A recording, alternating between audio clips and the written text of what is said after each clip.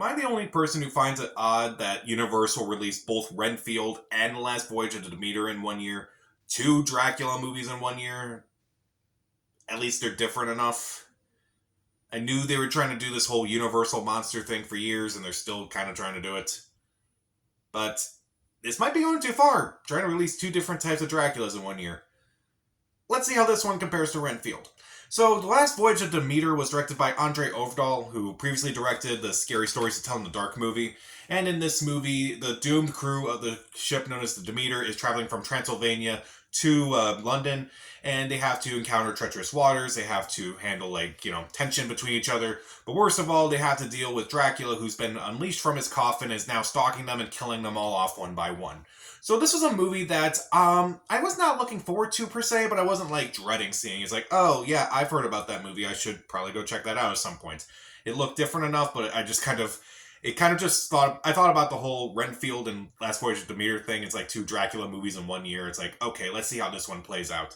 And it definitely looked all right. The trailer looked all right. So I'm like, I'll give this movie a chance. And honestly, it was a mixed bag. There are some things about this movie I really like, but there are some things about this movie that I really don't care for. So, what do I like about the movie? Well, the actors do a really good job in this movie. Corey Hawkins, I thought he did a really good job. David Dastmalchian, I thought he did a decent job in this movie. Probably his best performance this year out of this and Boogeyman and even Oppenheimer, surprisingly. Liam Cunningham also has a few good moments here and there.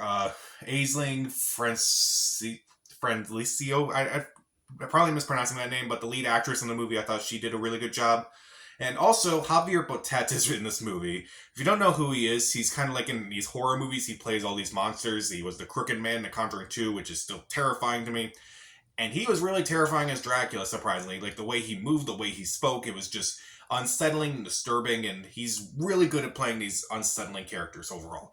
I do like the overall atmosphere of this movie. It is pretty terrifying. It is really well handled. It is set up perfectly. The cinematography is also really interesting in this movie too. I do like a lot of the dark scenes in this movie. They do help the movie overall. The music by Bear McCreary is really good. It's really, it's epic. It's tragic at times. It's definitely very well done. And there are admittedly some scares in this movie that I thought actually caught me off guard. And I'm like, okay, that was actually terrifying. Like, that's actually really good.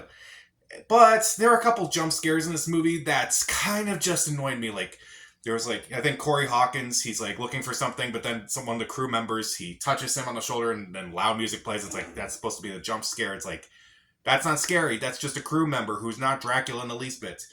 Why do they do that? Why do they have loud music in these scenes? I don't understand that. Meanwhile, the movie has a few issues with its pacing. The movie is 2 hours, including credits, and this movie kind of feels that way at times. I feel like this movie should have been 90 to 100 minutes long.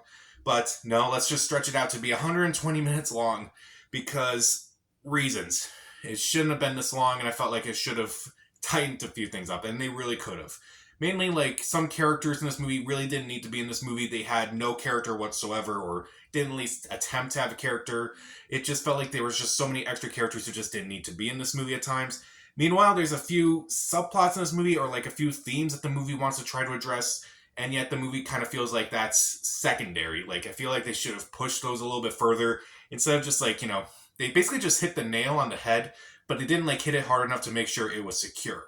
And that's this movie. It's it hits the nail on the head sometimes, but it doesn't feel entirely there at times. There's some loose pieces here and there. And admittedly, the visuals aren't pretty good at times, particularly towards the end of the movie. While, Dracula is obviously very well done, and obviously that's a real person playing Dracula. The visuals can be pretty bad at times, particularly towards the end where it's you kind of can't see where things are what things are happening, and some people kind of just fall over for the sake of falling over, and it kind of just does not look great if I'm being honest.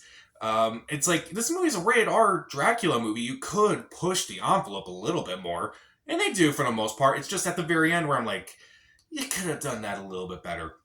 Meanwhile, there are parts of the ending that I kind of didn't like. Now, I know this, based on the title of the movie, The Last Voyage of Demeter, you can probably guess what's going to happen in this movie, but there are some things in this movie that I just felt were just, they kind of just leave it there in case of things that might happen in another movie, but based on the box office, it's probably not going to happen. I think the best way to describe it is that the screenplay itself is just not very great. but the director and as well as the cast, they kind of like tried to bring the best they can with this movie. And it doesn't entirely work, but like it shouldn't be written off completely.